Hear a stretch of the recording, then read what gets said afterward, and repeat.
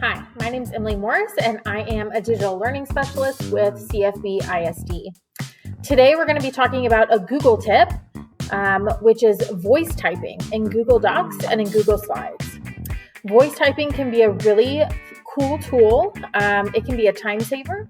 It can be a support for our ELL students. It can be used in our foreign language studies and beyond. So let's go ahead and get started. In Google Docs, it's really easy to start voice typing. All you do is click Tools and click Voice Typing. You'll notice there's also a keyboard shortcut if you'd like to use that. When you're ready to speak, you'll click the button, the microphone button, and then you will be able to speak and type your words, period. You can also add different types of punctuation, exclamation point, or you can add a new paragraph, or you can add another line, new line.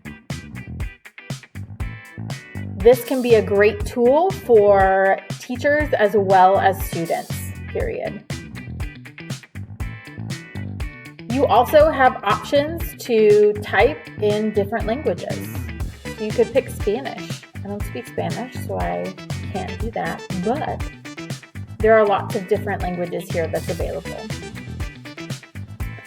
You can also use voice typing in Google Slides. So if I was in Google Slides, I would go to Tools again. And what you're able to voice type in Google Slides are actually your speaker notes.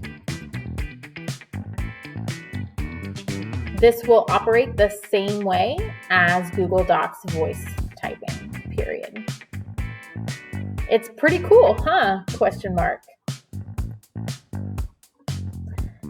All right, thank you for your time.